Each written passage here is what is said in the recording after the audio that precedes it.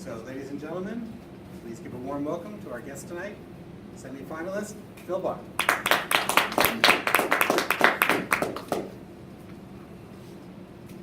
So I know at least two of you in the room know that there are two seasons to the speech contest season. The first one is up to the district, and the second one is the bad one, is the tough one, is the one that goes from the district all the way up to the semifinals, and then 2 days later the finals. Is everybody familiar with how the speech contest works? After you go up through the district level, and then you go to the semifinals, which are about 3 months later, roughly. 2 days after you do the semifinal, you have to have the second speech ready to go, should you win your semifinal for the finals and the World Championship in Public Speaking. Right, so in a normal year, what I would do if I won the district is I would then work on getting my district speech up to the point where it is either going to be the speech I use in the semifinals or the finals. And then I also have to come up with another speech for either the semifinals or the finals. That's a normal year. Mine was a little bit different this year because I had my speech from 2011 that took me all the way to the finals that I could use again. Again, 2018 you can do that. 2019, your final speech must have never been given on a big stage, semifinal or final before. So I had that one. Plus, through the miracle of a heart attack, I had a 2015 speech that was ready to go for the semifinals that had never been given because I had the heart attack 1 week before the semifinals. I thought about it for roughly a week after winning, and I said, all right, I'm going to shelve the district winning speech. Not because I don't like it, I really enjoyed giving it, but I don't want to spend 3 months taking it from a district winning speech to a speech that has a shot in the semifinals when I've already got two that can go and do that. That gave me a couple things. Number one, less stress. Number two, I took the month of June off. Went to sea base with my son in the Florida Keys, went on vacation to Charleston, just basically took the month of June off. So what did I do the first month? Break. Come July, I then started to work on the semifinal speech. So we need to bring it up a level. I felt all along that the chicken speech was the better of the two speeches. Right? There was a little bit of debate in my mind, and I hate to say it was debate for longer than I should have had debate. I should have just said what I said originally. I'm going to save that one for the finals, and I'm going to use the one that was at the time known as Act Your Age for the semifinals. But then I started debating all my decisions in July because that's a really productive thing to do.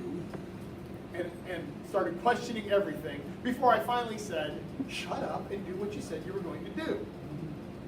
All right, so I took Act Your Age and I said, all right, I've got to make that into a speech as good as my one in the finals. By the way, a couple minutes on why I did things that way.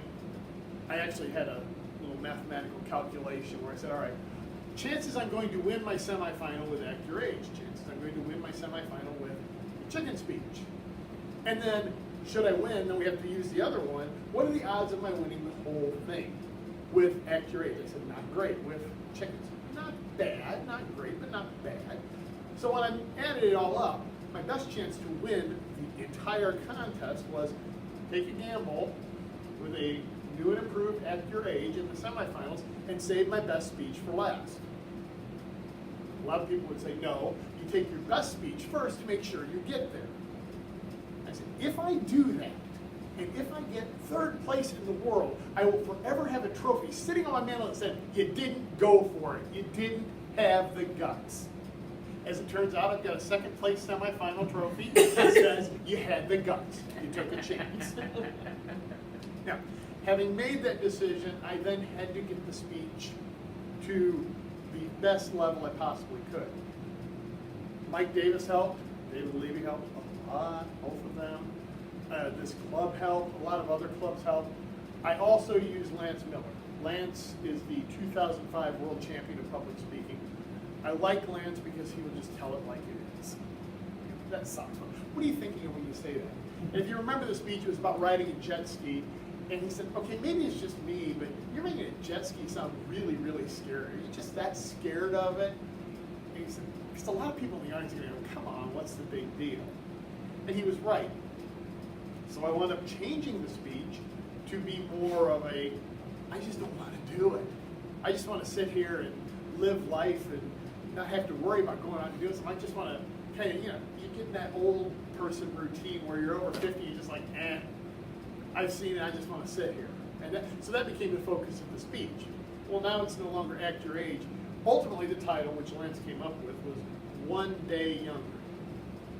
And the whole idea was, as you get older, you've got a choice. You can just sit and do. Has everybody seen the speech in the One Day Younger format? Okay, well, it's on YouTube. Phil Barth, One Day Younger. So it became One Day Younger. So you can stay on the beach and get 1 day older, or you can go and try something new and get 1 day younger. And that was what I practiced. I probably practiced it here. I don't know that it was called One Day Younger on the last practice, but I practiced it here. And in that last, now we're into August, because it was August 25th. In those last few weeks, I had some business trips to Memphis in late July. I was at our 2 corporate clubs in Memphis every time I went down there, giving both of my speeches. And I did the same thing at clubs around here. The very last week, I think Monday was at Cincinnati Financial for 1 speech. Tuesday was at Anthem for both speeches. Wednesday was at my home club for both speeches. Thursday was somewhere for both speeches. Wrap around to Monday at our church where we had the big stage and practicing both speeches. And then Tuesday we went to Chicago. So a lot of people by this point would actually have it down to where they wouldn't think about changing it once they got to Chicago. A lot of people would do that. Got checked into the Marriott, and then we went down for our equipment check, dress rehearsal, make sure you're wearing appropriate clothes, I guess. Draw for position, mic check, all of that. And it's all in one room. All 110 semifinalists are divided into 10 different sections of the room. Now the good thing is, I know a few of the other semifinalists. And so I got to meet people on Facebook that I may have not known face to face, but there were 12 or 13 former finalists who were in the semifinals this year. So we went around kind of shaking hands and getting to meet people for the first time, or in some cases people I'd known from prior contests. So we did all that, and then they finally usher us into the room. They break us into groups of 10. We draw for position, and they then tell us how the contest is going to work. Meanwhile, I've met now a couple times the people in my group, the 11 of us who will be in my semifinal. And there's a group of people who want to keep to themselves, and there's a group of people who want to cut up and laugh, and I'll bet you can guess which group I fell into. So there was a group of us that kind of were sitting there together when one of the guys in my group raises his hand, and he goes, "How do we protest lack of originality?" So I look at that guy and goes, "You know my speech already? What?" He goes, "What do you think, Phil? You started with friends, Romans, and countrymen, lend me your ears, of course he's heard it." So we're cutting up, and not everybody was amused by it, but hey, we were having fun. Thursday we come back, and it's the actual contest. So it's now 1 hour before the contest. I drew 10th. So I had about a 70-minute wait. The third guy got up, and he was giving a really funny speech. I don't know if you saw all the semifinals on there. And I'm sitting there going, oh my God, I'm supposed to be the funny one. What am I going to do here? Because he's really got the audience going here. All I'm thinking is, oh no, I've got to step up my game, which is a really great thought to have about 40 minutes before you're going on. So about 30 minutes before I'm going on, I think, hey, I've got an idea. What if instead of sitting on the floor when I start, I lay down on the floor when I start? Again, 30 minutes before the speech, that's just a brilliant strategy, right? And then I think, well, I can't do it right here in front of everyone, so I'll have to leave the room. I got out in the hall and I practiced different things. All right, so the initial opening, I was supposed to sit down on the floor and talk about sitting on the beach. I said, well, that's kind of boring. How could I lay down? Okay, I can do this. Or I can do this. No, that's really stupid. Okay, I'm doing this in the hall of the Marriott. There are people guarding the doors, and they just look at me and shake their head. Okay. Probably wasn't the first guy that came out and practiced something. I don't know. So it was decided that I would go back to this speech, or this position, and slow my speech down for the open, which worked very well. And I slowed down, I said, I had just turned 50. 50. 5 decades, half a century. And the Toastmaster was sitting right there. So before I got up, I was like, Mr. Toastmaster, fellow Toastmasters, and then I got up. But when I got up, I did the design that all people my age do when they get up off the floor. And I did it really loud in the microphone. And the audience lost it. And we had a great time. But I'm going to tell you what happens 1 minute before the speech. So let's go back to 1 minute before the speech. So actually, all I've done is decide this at this point. I go back in, I hear speech number 7. I go back, I hear speech number 8. I go back for speech number 9, which is my partner in crime, chemical friend. So I got to hear his speech as I'm back there, but not all of it, because when they're miking me up, I said, okay, now we're going to get the mic over here, because I'm going to be laying on this side. And they do that, and I said, okay, now I have to practice it backstage. So again, I go down on the floor, and the lady who mic'd me up is just like, okay, whatever. All right, now we've got 1 minute to go. Kenneth comes off. I told him it was a great speech. I loved his conclusion. He leaves, and I've got 1 minute to go. In silence, as the audience is looking out there. This is what you do in a semifinal speech. I don't do this for every Toastmasters Club speech, but in a semifinal speech, before I get started, in an audience of relative strangers, I look out and I can see a few of them, and I say, I love you. You are not going to believe how I'm going to rock this stage.